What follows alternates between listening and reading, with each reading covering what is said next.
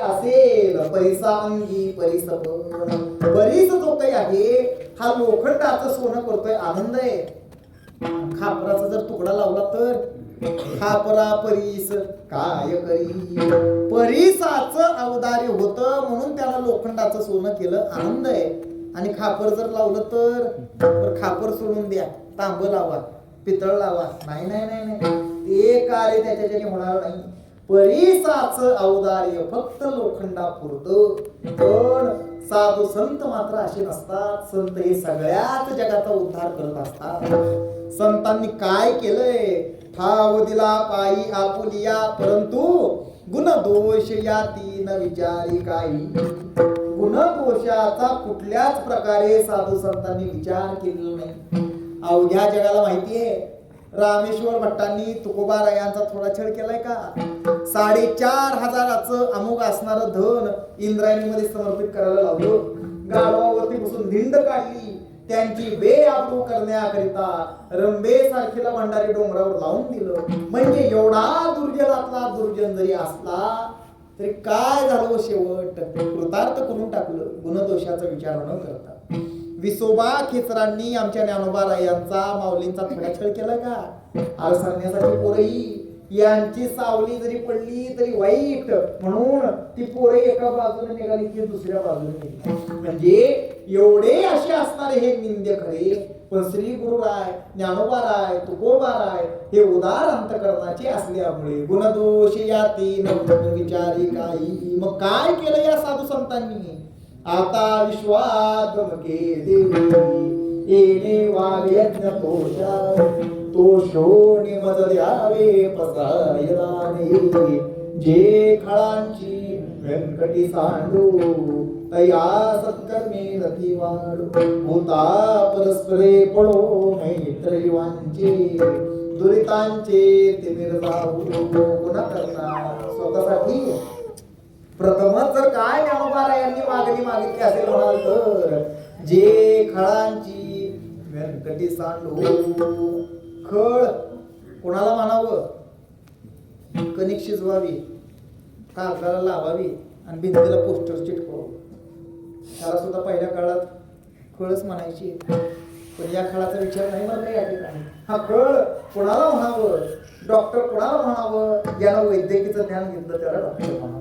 वकील कोणाला म्हणावं, ज्यानं कायद्याचं ज्ञान घेतलं त्याला वकील म्हणावं. तसं खळ जर म्हणायचं असेल तर खळ कोणाला म्हणायचं, तर विशिष्ट अवगुणांनी भरलेला मूर्तिमंत पुतळा त्याला खळ ही संज्ञा.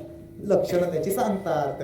देखोणी हरकली अंड पुत्र झाला मनेरा तव तो निघाला भांड चहाड चोरटा शेंदळ. ही ती खळाची लक्षणं. कोणते कोणते, चाड्या करणार, चोरट, दारड, शेंदळ एवढे ज्याच्यात गुण असतात त्याला खळ म्हणावा.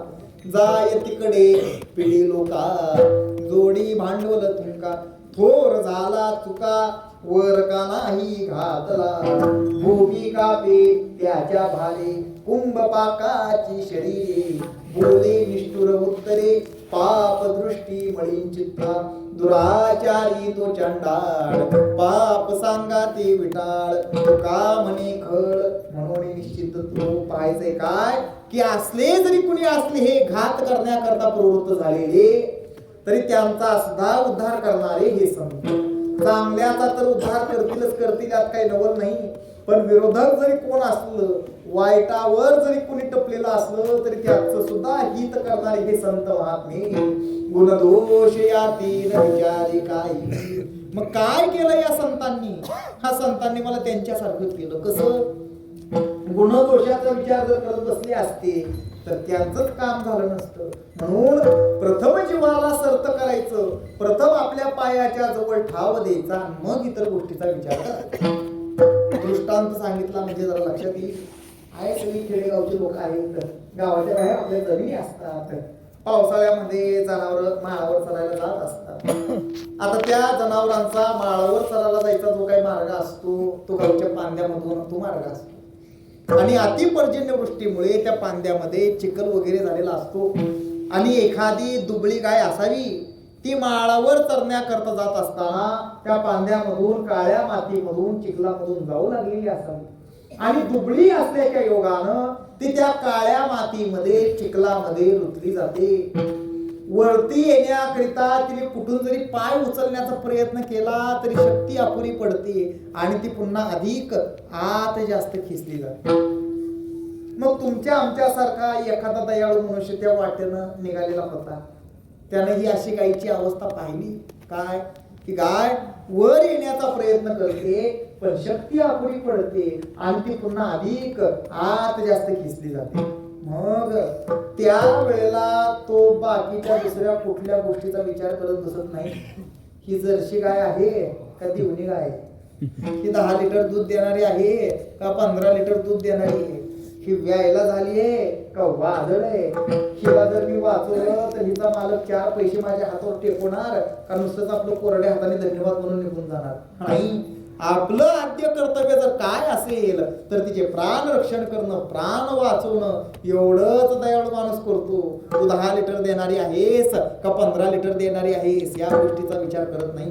तू व्यायला झालीस का वाजड आहे या सुद्धा गोष्टीचा तो विचार करत बसत नाही. या न्यायाप्रमाणे प्रथम जीवाला सर्थ करायचं, प्रथम आपल्या पायाच्या जवळ ठाव द्यायचा आणि मग इतर गोष्टीचा विचार करायचा. स्वानुभव महाराज या ठिकाणी सांगतात, संताने सरता केलो दैशावरी चंदनाने बोली व्यापिल्या गुणदोष याती न विचारी काही ठाव दिला पायी आपुल्या.